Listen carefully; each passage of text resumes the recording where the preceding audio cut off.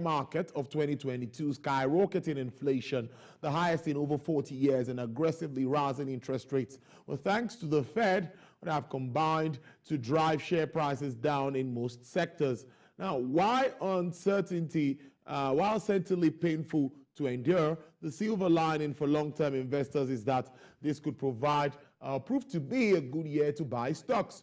While market performance is not an indicator of future results, the stock market as a whole has recovered from every power bear market in history and has gone on to make new all-time highs.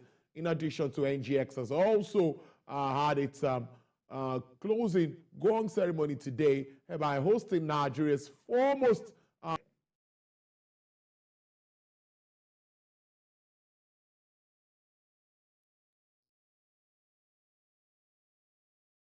pictures there at the close of market today. But let's do a review and a comprehensive analysis of stock markets around the world. And my guest is a financial analyst and stockbroker, Mr. Rotimi Fakayejo. Thank you so much for your time, Mr. Fakayejo. It's good to have you today.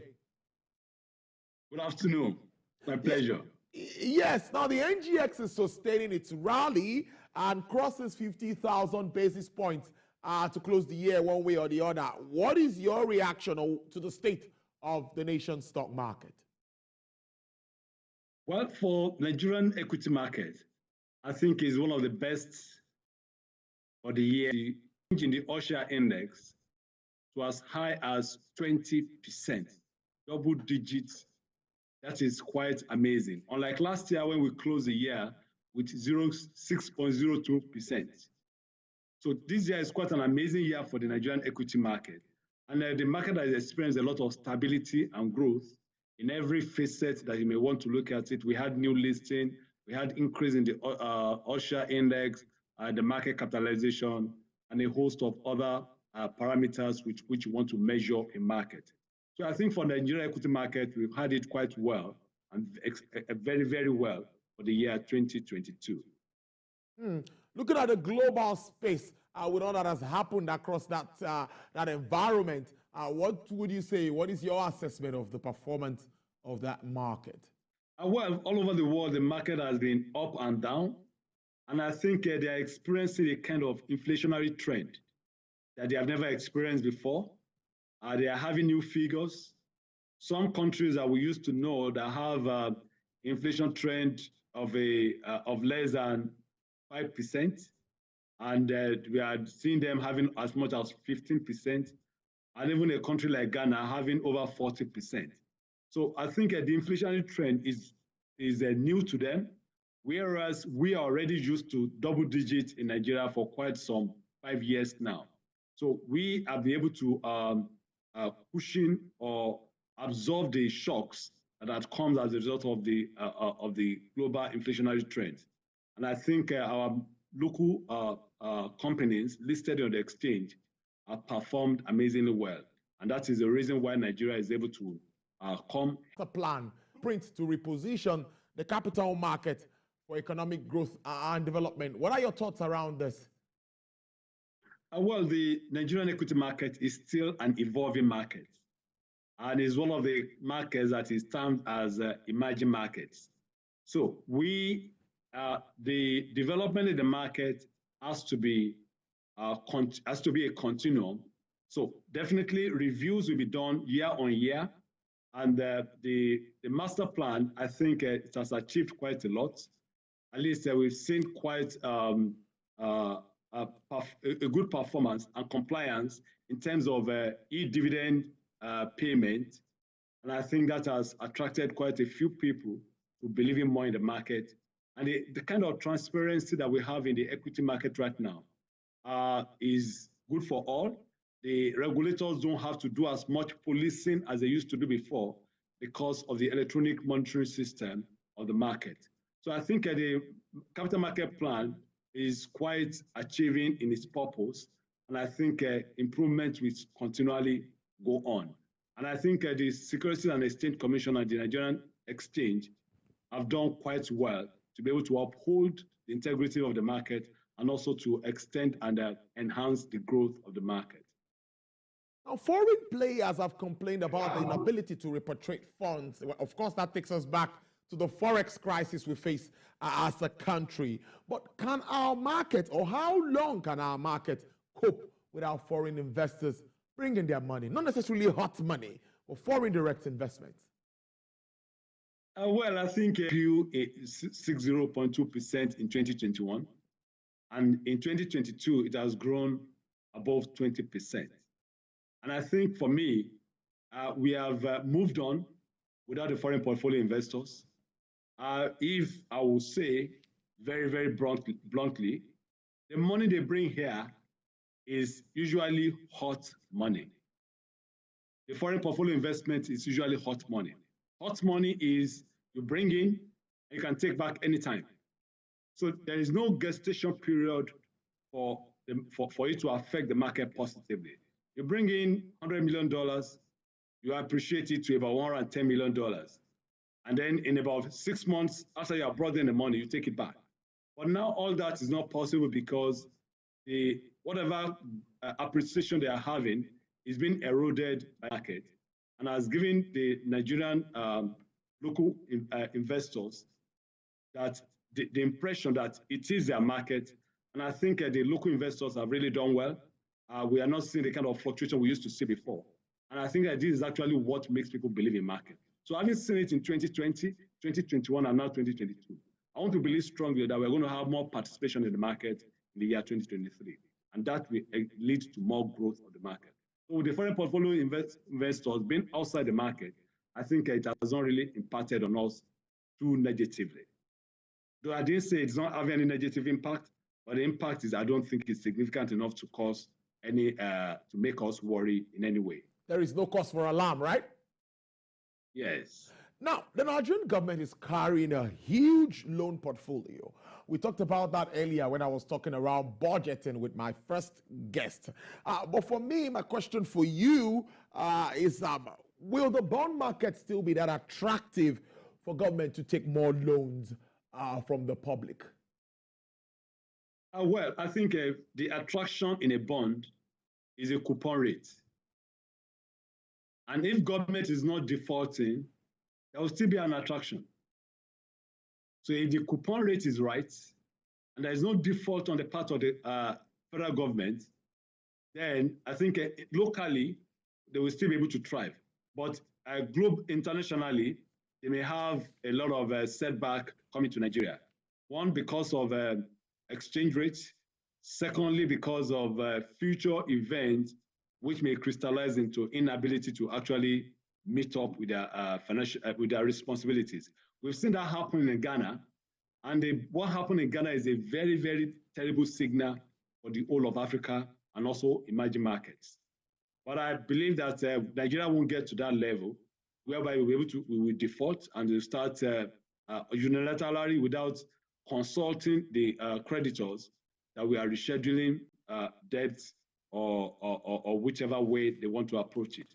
So I think the bond market locally will still thrive, given that the coupon rate is right, and also for the fact that for now, we can't see our government defaulting. So it will still be an attraction. They will still be able to get some money and quite some in that perspective. Okay, moving on now. Okay, I hear I have Mr. Jami Mohammed joining us via phone. Mr. Mohammed, are you there? Yes, Tolu, I'm there. Oh, good. What is your own assessment? The NGX is sustaining its rally, crossing 50,000 basis points at the end of the year. This is the last straight day for the year, of course, closed already. What is your reaction to this? The reaction has always been the same, that we expect the market to move in this direction. We expected that the market should behave this way, and the market is behaving according to what you have predicted, and that makes our market a very sound and a very effective market. An effective market reacts to information available in the economy and exactly the way market has reacted. We have seen the market close in the green during the year. around 17%. If you compare to what previous years, is a growth, if you may call it like that, better than what we had last year. You see the activities at the end of today is being largely contributed by Access Bank with also power plant. So all these things they have a direct impact on what activity on the activities that we have today. And if you look at the margin of gain that the markets have today, you see that very huge. And this non collected gain around 9 point something, almost 10% for today. And if you look at it, what affected Airtel for a period of time now is because of the activities of administration. Administration goes to London Stock Exchange. So look at the market there, and they realize that the market is cheaper than there. So they will go and buy there and come and sell it, offload in our market. So the Airtel continues to go down on it, go to the region of 1,200. But as we have it today, the market Airtel has started moving up, and it's expected that they should be like that because one of those stocks that we believe are going to form the next focus of investors as we move to the new year. We expect the telecom sector and also agri sector to also move in a positive direction going into the next year. All right, hold your thoughts, Mr. Mohammed, and let me wrap up. I've had Mr. Rotimi Fakayejo with me earlier. Mr. Fakayejo, we have some figures in and gainers for today. We have Caverton, we have Presco, Airtel Africa, CWG, Morrison. Losers, we have Royal Exchange, Fitson, UACM, Benefit, and ETI. The market is closing positive with what we have here, and it looks significant, 1.89%. How would you react to this at the moment, Mr. Fakayejo? Well, I would say that the big boys are on rampage. The likes of Airtel, the likes of Presco, the highly capitalized stocks have really impacted the market positively. We saw a very good one coming from Nestle yesterday. And I think with today's event, I think the Nigerian market is all kudos. We've really, really done well. And I think this definitely is not going to abate, even as the year ends. The positive trajectory is still likely to continue in the new year as we unfold a new agenda for the economy. But be that as it may, I still want to uphold the fact that that trust will still be upheld and they won't have any reason to regret their investments in the equity market. What is your outlook, your projection? What are you telling investors at this time? Tell us something. Well, I think the banking sector stocks are still going to do a whole lot better than what we have seen at the close of the year. The agri sector, that is Presco and Okomo Oil, I think we're going to see good trajectory in that.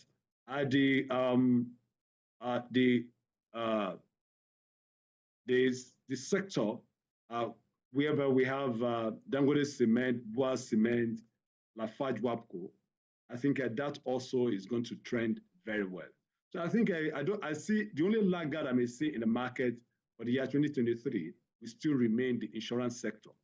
But for the banking, for the consumer goods, I think we are still going to have it much better than what we have seen. So investors have a whole lot to choose from. And I believe whichever one they put their hands into, it will end good dividend. And as the year progresses in the year 2023, they're going to have good appreciation on their investments. So are you also concerned about the performance of the economy, figures of inflation, elections, the spending, the Naira redesign, all of this FX issues? How do you think they would affect the market in 2023? Well, I think for 2023, we're going to have the election in the first quarter, swearing in the second quarter.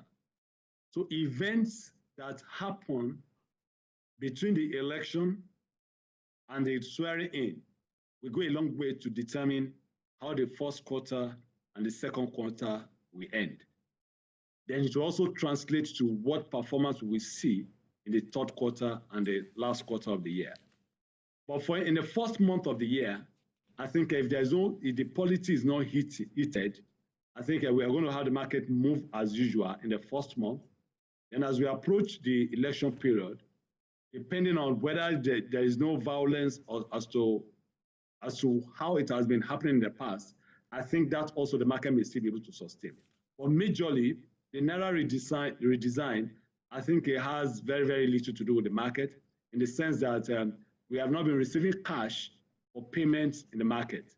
So it will have very little to do with that, except that maybe it may affect the spending power of people or how much money is in circulation by reason of spending, whether there's availability of cash for people to spend, the low spenders. But for me, I still believe that the election will govern everything that happens in the year 2023. Players like the Airtel Africa, MTN, that's talking about the telecommunications sector.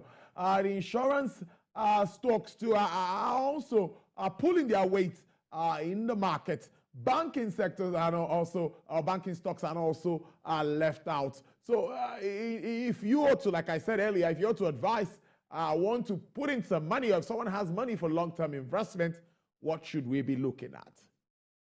Well, I think the cap is any equity that is dividend paying that has done that consistently for 5 years. Even if it has not done very well in terms of capital appreciation this year, I think that stock should be the stock for you to pick, especially the ones that has definitely, even if you don't gain in capital appreciation, definitely you will make it up in dividend, in receipt of dividend payment.